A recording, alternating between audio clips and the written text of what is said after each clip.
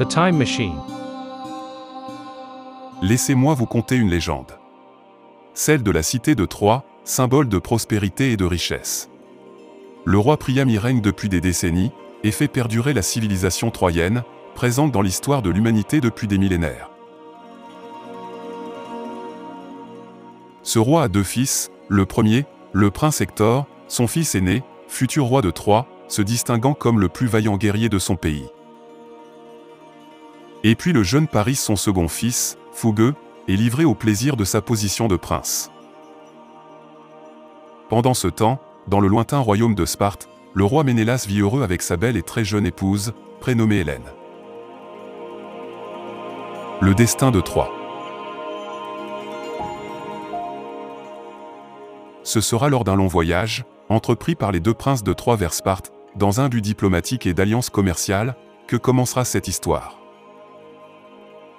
Dès leur arrivée sur les terres de la puissante Sparte, un accueil chaleureux sera dirigé envers les princes, et plus particulièrement le jeune Paris, par la jeune épouse du roi Ménélas, Hélène, ravie de connaître de nouvelles têtes. C'est lors du banquet, ô combien ennuyant pour le jeune Paris, que son regard ne cessera de se diriger vers la jeune et magnifique Hélène, qui occupera bien vite toutes ses pensées. Hélène, subjuguée par la beauté du prince, et son regard amoureux insistant, ne pourra résister à son charme. Elle cédera donc contre tout entendement, à son étreinte charnelle sans en mesurer les conséquences.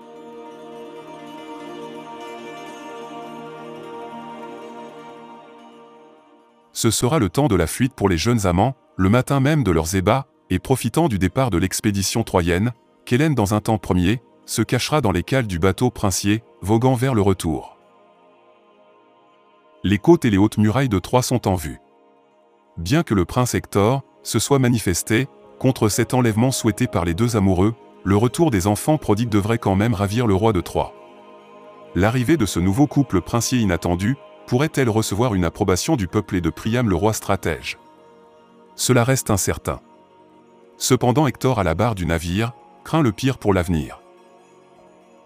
Contre toute attente, le roi Priam accueillera Hélène, en la nommant ma fille, et en ajoutant « Tu es partie Hélène de Sparte, et tu nous reviens Hélène de Troie ». Le peuple applaudit cette nouvelle alliance maritale, et l'arrivée d'une nouvelle princesse au palais. D'autre part, il n'y a aucune crainte à avoir, car la puissante armée de Troie dissuade depuis des centaines d'années les candidats à la guerre.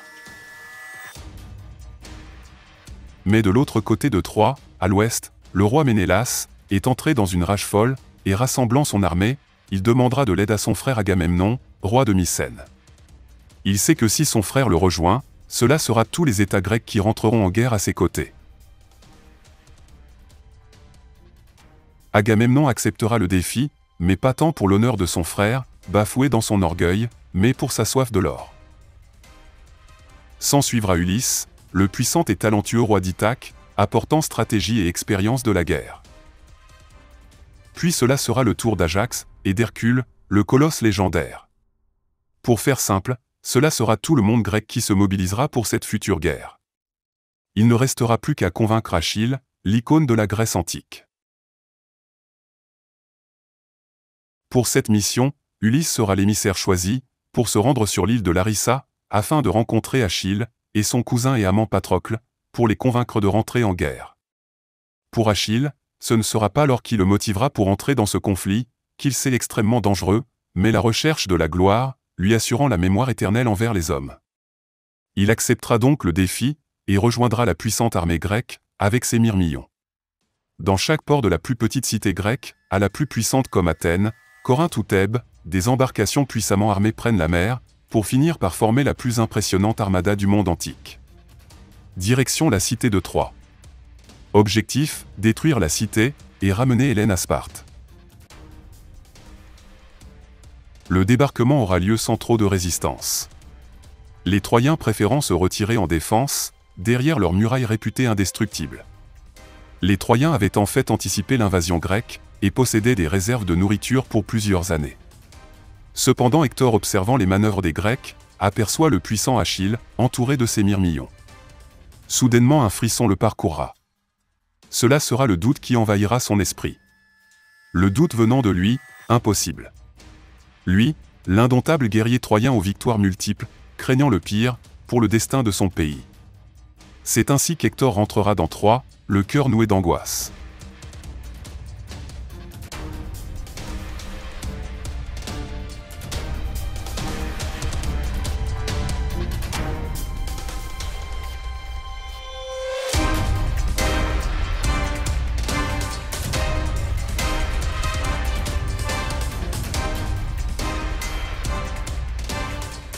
Bientôt 10 ans de guerre sur le sol troyen. La lassitude a gagné dans les deux camps. Mais soudainement un événement majeur surviendra. En quête de gloire lui aussi, Patrocle le cousin d'Achille ayant emprunté la tenue et les armes de ce dernier, se lancera dans la provocation d'Hector, en lui proposant un duel pouvant mettre fin à la guerre. Hector, surpris par cette démarche guerrière, acceptera bien sûr ce duel. C'est donc face à celui qu'il croit être Achille, que le combat commencera. Très vite Hector aura le dessus, et terrassera celui qui se déplaçait comme Achille, mais en fait, qui était un combattant inexpérimenté. Hector venait de tuer l'amant adoré d'Achille, son cousin. Hector comprit alors que l'issue même de la guerre allait changer. Effondré par son erreur fortuite, il mettra les genoux à terre, en signe de respect. Après la cérémonie de crémation du défunt Patrocle, une trêve de 10 jours sera respectée par le camp des Grecs, en matière de traditions helléniques. À la suite de cela, un conseil de guerre sera organisé par le roi Agamemnon, proposant ce coup-là, un véritable duel, entre Hector et l'offensé Achille. Achille vociféra sa haine, envers le Troyen Hector, et un combat à mort sera engagé. Les deux protagonistes se regarderont droit dans les yeux, et Hector saura à ce moment-là, qu'il va périr. La puissance et surtout les techniques imparables de guerre que possède Achille, mettront à mort le fils aîné du roi Priam. Le roi de Troie effondré à son tour, commencera alors à douter de sa victoire. Ce duel devenu célèbre, ornera souvent les vases grecs des époques suivantes, et en voici un exemple. Hélène étant à l'origine du conflit entre Grecs et Troyens, sera à son tour affligée, et effondrée de la perte de son beau-frère. Elle sera sauvée du suicide par le prince Paris, stoppant son geste pour lui sauver la vie. Les assauts incessants reprendront alors, après ces événements. Et avec un redoublement d'acharnement, nul jour, nulle nuit ne sera plus tranquille pour Troie. Cependant la fille du roi Priam, Cassandre, devenue grande prêtresse de Zeus, annoncera la fin imminente pour Troie. Mais ce don de prophétie accordé par les dieux pour Cassandre, sera accompagné du fait qu'elle ne serait jamais crue. Ces visions et annonces sont pourtant claires. La ville de Troie avec le palais de Priam seront détruites, dévorées par les flammes. Ajoutant même que la cité tout entière ne sera qu'un champ de ruines. Mais les assauts quotidiens des Grecs s'enchaîneront, sans faire pour autant tomber les murs de Troie. Les pertes en hommes accumulées d'année en année commenceront à peser lourd, malgré l'arrivée constante de forces renouvelées. Les Grecs doivent se rendre à l'évidence, Troie est solide et ne tombera pas. Mais c'était sans compter sur le génie d'Ulysse, qui proposera de feindre le repli des Grecs, avec le retour fictif dans leur pénate. Le tout serait de faire croire aux Troyens qu'ils ont gagné la partie, en leur laissant une gigantesque obole en guise de respect. Le plan d'Ulysse sera de laisser un cheval de bois, symbole de la guerre, et de la force motrice.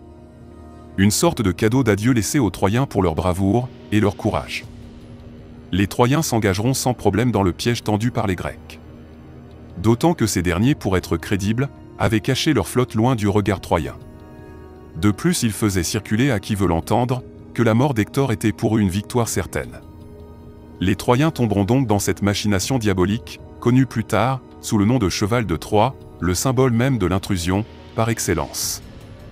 Le roi Priam, trop heureux d'avoir mis fin à cette guerre de 10 ans, ordonnera de faire rentrer le cheval dans la cité. Il proposera à son peuple une fête gigantesque, en l'honneur de la victoire sur les Grecs.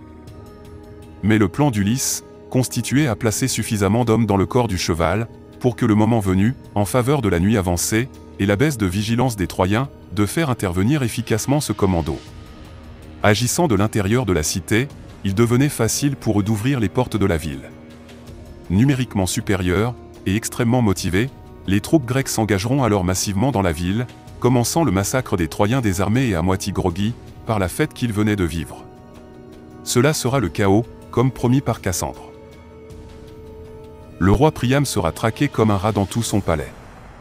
Il sera découvert, caché dans une alcôve, et malgré une défense honorable, sera transpercé par la lame du roi Ménélas.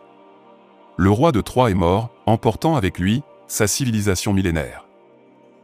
Cette histoire comptera un dernier rebondissement, et pas des moindres. Le prince Paris, devenu subitement l'héritier d'un royaume perdu, bandera son arc dans la direction de l'assassin de son frère Hector. Le sort en sera jeté. Une flèche devant atteindre le cœur d'Achille, lui sera plantée dans le bas de son pied.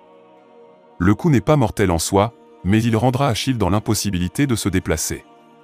Paris prendra la fuite avec sa femme Hélène et son jeune fils. Mais d'autres Troyens survivants exécuteront Achille, impossible de se défendre. La légende du talon d'Achille venait également de naître. Devant l'immense désastre d'une ville dévastée, les quelques survivants de la cité essaieront de fuir comme ils peuvent. Troie ne sera plus qu'un champ de ruines. Paris et sa famille fuiront de leur côté. L'histoire ne nous dira pas ce qu'ils sont devenus. D'autres groupes s'organiseront dans l'Exode, comme l'exemple d'Énée, portant son père Anchis sur son dos, quittant la ville de Troie en flammes, accompagné de son épouse Créuse et de son fils Ascagne. Énée fut l'un des rares héros troyens à avoir échappé au siège de Troie. Ils partiront vers l'ouest avec un petit groupe d'érudits, emportant avec eux leur culture et leur religion. Fier de son histoire, il profitera du voyage pour raconter la mémoire de ses ancêtres à ses enfants. Énée était un prince troyen, et il sera le fondateur légendaire du monde romain. Mais nous parlerons de ceci dans une autre saga légendaire.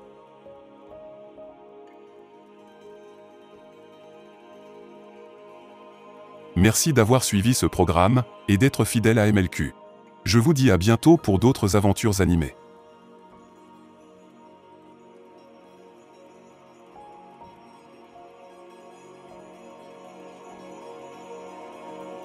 Prochainement sur MLQ. L'avenir de Rome.